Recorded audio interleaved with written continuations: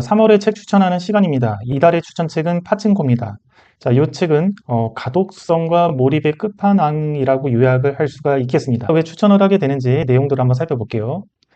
자, 이 책은 페이지가 대략 750쪽 분량의 장편입니다. 책이 1권하고 2권으로 나뉘어져 있어요.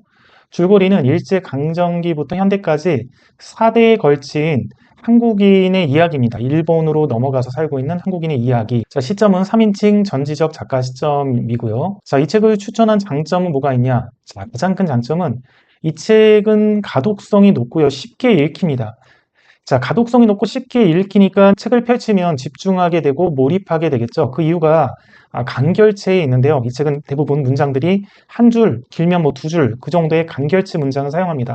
그러니까 문장의 접속사가 거의 없어요. 그냥 하나의 문장으로 간결하게 사용을 하고, 간결하게 사용하다 보니까 내용이 쉽게 읽히고 그 내용들이 쉽게 머릿속에 정리가 되고 저장이 되니까 가독성이 좋다라는 느낌을 받게 하죠. 이게 가장 큰 장점입니다. 쉽게 읽히니까 빠른 집중과 몰입이 가능합니다. 그러니까 책을 읽으면 바로 몰입 집중이 되는 거죠. 그러니까 어떤 책들은 그 책에 몰입하기까지 뭐 1시간, 2시간 동안 책을 읽어야 한다면 이거는 한 1분, 2분 읽다 보면 바로 몰입하게 되는 그런 힘을 가지고 있습니다.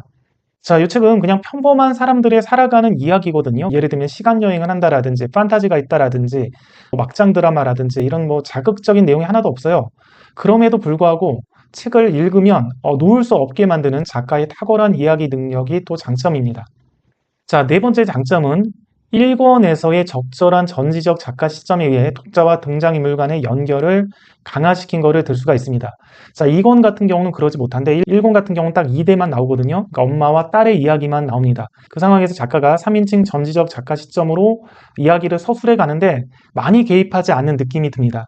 작가가 많이 개입하지 않기 때문에 책을 읽어가는 과정에서 인물들의 행동이나 대사를 보고 인물들과 가까워지거나 뭔가 공감할 수 있는 그런 것들을 잘 만들어 놨어요. 그래서 1권 같은 경우는 적절한 작가의 개입으로 책을 읽는 독자와 등장인물 간의 연결 관계를 굉장히 강화시켰다라는 칭찬을 할 수가 있겠습니다. 자, 단점도 있죠.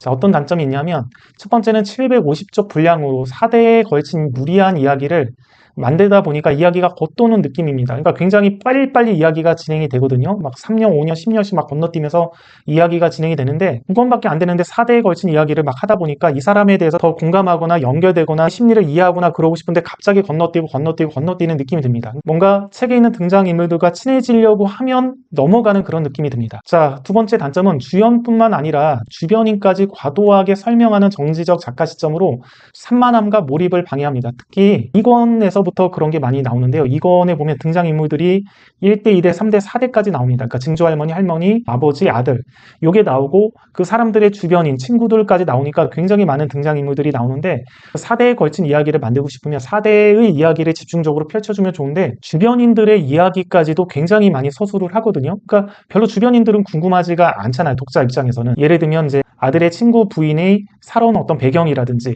혹은 그 부인이 아들 친구가 동성애자인데 그때 가지는 감정이라든지 그런 것들을 굳이 알고 싶다라는 느낌이 없는데 그런 주변인들 얘기까지도 너무 과도하게 다 전지적 작가 시점으로 서술하고 설명하다 보니까 산만하게 되고 너무 많이 작가가 설명을 하다 보니까 등장인물과 독자가 서로 연결되고 공감하는 그런 것들을 좀 방해합니다. 자, 그리고 양을 채우기 위해서인지 좀 개연성 없는 이야기들이 2권부터는 많이 추가가 됩니다. 굳이 이 내용이 왜 들어가야 되지? 전체적인 흐름이 있고 주제가 있을 텐데 주제에 이 내용이 꼭 필요한가? 이런 이야기들이 좀 많이 있습니다. 예를 들면 뭐 포커를 치는 내용이라든지 뭐 동성애라든지 근친, 불륜 이거 말고도 주변인들 관련한 얘기들이 많이 들어갑니다. 근데 그런 것들이 굳이 있을 필요가 없다라는 생각이 들고 오히려 내용을 산만하게만 만들거든요. 자, 그래서 이제 어떤 느낌이 드냐면 막상 읽다 보면 이게 하나의 장편 소설을 읽는 느낌이 아니라 여러 개의 서로 다른 이야기로 된 단편 소설을 보는 듯한 그런 내용의 통일성이 좀 부족합니다. 그럼에도 불구하고 이 책을 읽게 되면 다른 책을 읽기가 굉장히 힘듭니다. 다른 책을 읽으면 몰입이 안 돼요. 이 책은 어쨌든 내용은 산만하지만 그 이야기를 읽는 순간 금방 그 이야기에 집중하게끔 만드는 작가의 힘이 있는데 이 책을 읽고 다른 책을 읽으면 그 책에 몰입하기까지 굉장히 오래 걸립니다. 그러니까 지루하고 뭔가 몰입이 안 되다 보니까 책을 덮게 되는 그런 현상이 벌어지는 거죠. 그래서 어쨌든 단점이자 장점인데 다른 책을 읽기 힘들 정도로 만드는 이 책의 어떤 몰입감 그리고 작가의 이야기 만드는 힘 그런 것들은 정말 칭찬을 할 만합니다. 오늘은 3월의 추천책 파친코에 대해서 말씀을 드렸습니다. 여기까지 하겠습니다.